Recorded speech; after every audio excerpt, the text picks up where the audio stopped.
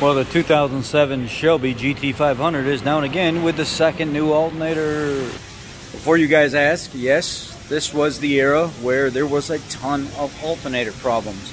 And you can get these over and over and over again. There are stories of guys like myself, 5 alternators later, on a 2005 Ford 500 back in 2016, where I finally said enough. Ford sent me 3 Ford alternators that did not fix the problem. All the wires checked out, the PCM checked out. Then they sent me 2 Denso alternators with a new connector and a rewiring where you switch pins 1 to pin 3 and pin 3 to pin 1. Still didn't work. Call up AutoZone and say I'm tired of screwing around with this on the 6th alternator.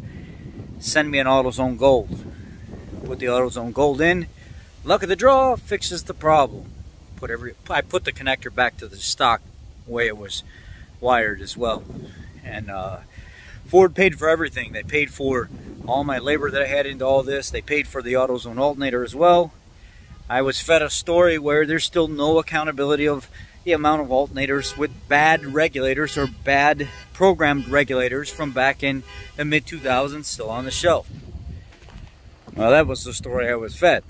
Now, eventually I did get a good alternator in for the customer and gave them the vehicle back, which they were livid about.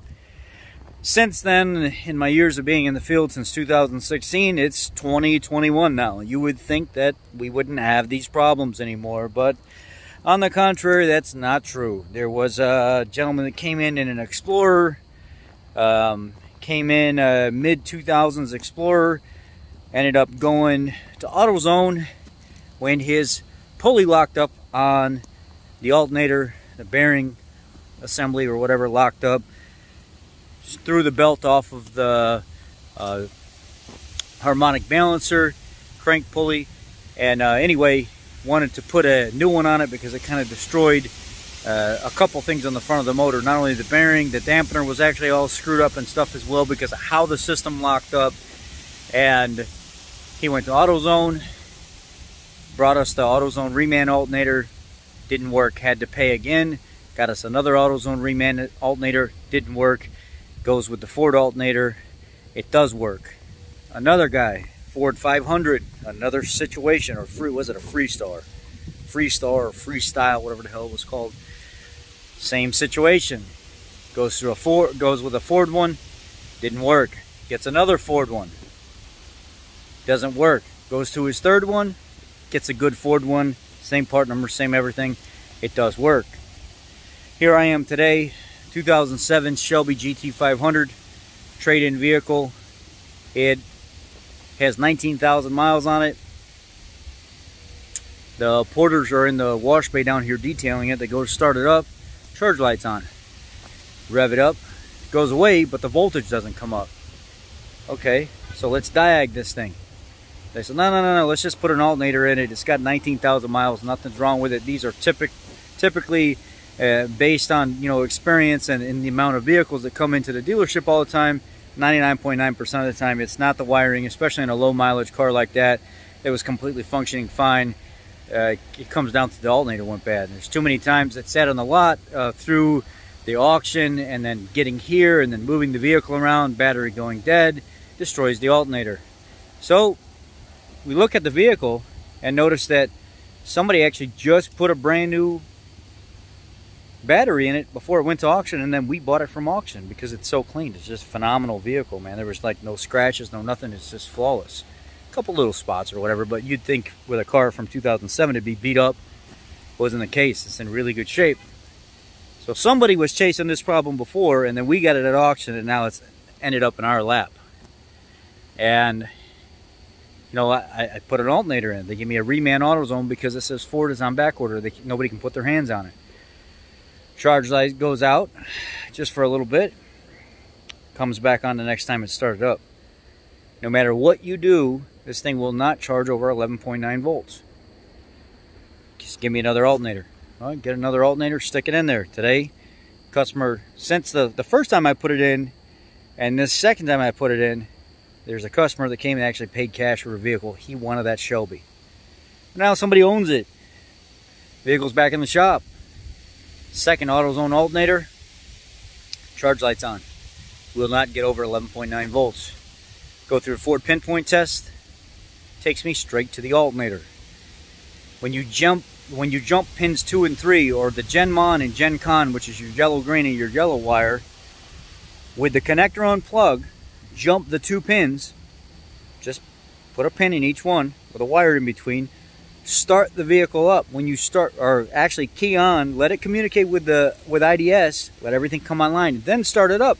If you see the ramping of the 2, they come up and then they drop and they flutter at the end. The wires are good, PCM is good. You just proved out your circuit, you just proved out your PCM. Back to the voltage regulator again. Now here's the conspiracy theory story to tie all this in together to get off the video so you can hear me stop babbling. So I know some of you could probably care less about the stories I have to tell. Through my years of getting involved with talking to people, my stories and stuff like that, I'm talking to an engineer and a district rep for Ford.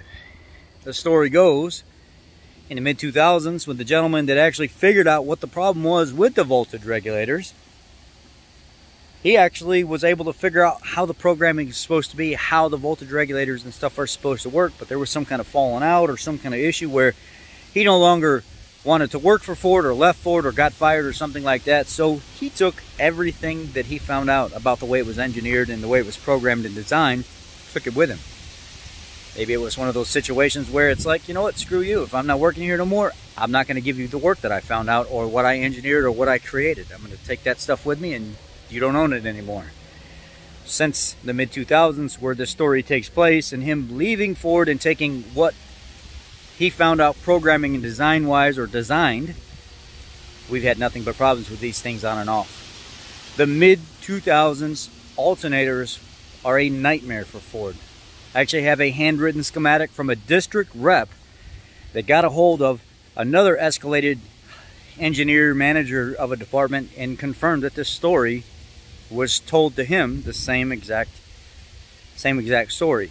The guy took the information that he found out about the way these regulators are programmed, the way the computer's supposed to control them and stuff when he left Ford, and just said, to hell with it. I'm not leaving my stuff with these guys. They can figure it out on their own. Well, here we are, 2021, working on a 2007 GT500 with wires proved out, PCM proved out, and a regulator not working in an alternator because people just can't seem to get it right. There's stories of guys going through 7 to 10 alternators. Me, I'm the 6th one on that Ford 500.